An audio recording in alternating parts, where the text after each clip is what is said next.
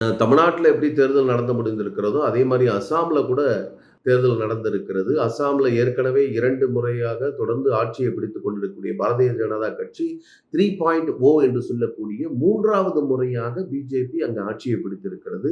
ஹிமந்த் பிஸ்வா சர்மா மீண்டும் அந்த இடத்துல வந்து ஆட்சியை பிடித்து மீண்டும் முதல்வராக பதவியேற்று அந்த இடத்துல ஆட்சியை தொடர இருக்கின்றார். இது மொத்தம் 126 சீட்ல கிட்டத்தட்ட 82 சீட்டு பிஜேபி தனிப்பெரும் கட்சியாக அந்த இடத்துல வெற்றி பெற்றிருக்கிறது. 126, 82. அதே மாதிரி ரஜார் தள்னு ஒரு கட்சி, அந்த ரஜார் தள் காங்கிரஸோடு சேர்ந்து நின்று போட்டியிட்டு 2 தொகுதிகளில் ஜெயிச்சிருக்கின்றார்கள்.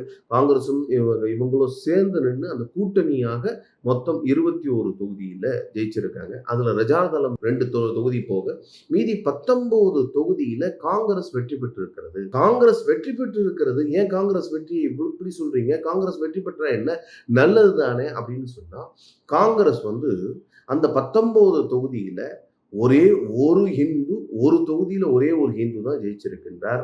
மீதி 18 தொகுதியில இஸ்லாமியர்கள் ஜெயிச்சிருக்காங்க. சார் இதுல என்ன சார் அது ஆச்சரியம்? 18 தொகுதியில இஸ்லாமியர்கள் ஜெயிச்சிருக்காங்க அப்படின்னு சொன்னா, காங்கிரசினுடைய வேட்பாளர்கள் அத்தனை பேரும் இஸ்லாமியர்களா அப்படின்னு சொன்னா, அங்கதான் நாம கவனிக்க வேண்டிய விஷயம். இதைத்தான் நாம கவனிக்க வேண்டிய விஷயமாக நம்ம பார்க்கிறோம். இந்த தேர்தல்ல பாரதிய ஜனதா கட்சியினுடைய கோஷமாக நம்மன், நம் அடையாளம், நம்ம பாதுகாப்பு, இதுதான் அவங்களுடைய கோஷமாக இருந்தது.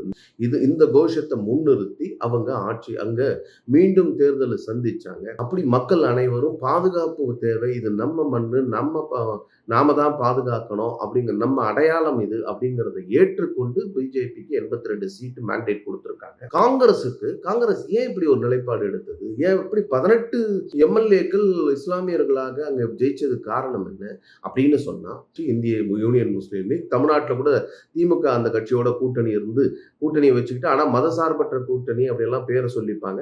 ஆனா மதத்தின் அடிப்படையில் ஒரு கட்சியை உருவாக்குனது, மதத்தின் அடிப்படையில் நாடு பிரிக்க காரணமாக இருந்தது. இதெல்லாம் இந்திய யூனியன் முஸ்லீம் லீக்கினுடைய வரலாறு. அந்த வரலாற்றுக்கு சொந்தமானவர்கள் அவர்கள். அவங்களுக்கு போட்டியிடுற மாதிரி அவங்களோட போட்டி போடுற அளவுக்கு இந்திய யூனியன் முஸ்லீம் லீக்கை விட நாங்க வந்து இந்துக்களுக்கு, முஸ்லிம்களுக்கு ஆதரவானவர்கள், முஸ்லிம்களுக்கான உரிமைகளை பெற்று தருவதற்காக முஸ்லிம்களுக்காகவே நாங்கள் கட்சி நடத்துறோங்கிற அளவுக்கு தேசிய கட்சியாக இருந்த, இந்த நாட்டினுடைய சுதந்திரத்துக்காக பாடுபட்ட காங்கிரஸ் இயக்கத்தின் கட்சியாக பிறகு அரசியல் கட்சியாக இருந்த, அப்படிப்பட்ட வரலாற்றை கொண்டிருந்த அந்த காங்கிரஸ் இயக்கமானது, காங்கிரஸ் கட்சியானது அங்க ஒரு போலரைசேஷன் நடத்தி, அது வெளிநாட்டில இருந்து அந்நிய ஊடுருவல்காரர்களை நாங்க பாதுகாப்போங்கிற அளவுக்கு அவர்களுக்காக குரல் கொடுப்போம், அவர்களுக்காக எல்லா விதமான உரிமைகளையும் சலுகைகளையும் பெற்றுத் தருவோம், இப்படி எல்லாம் பேசினதுனால அங்க இருக்கக்கூடிய இஸ்லாமியர்கள் அந்த பகுதியில இஸ்லாமிய வேட்பாளர்களை நிற்க வச்சு, காங்கிரஸ் மூலமாக நிறுத்த வச்சு அந்த இடத்துல வெற்றி பெற்றது. இன்னைக்கு 19 பேர் ஜெயிச்சிருக்காங்க. அதுல 18 பேர் இஸ்லாமியர்கள்.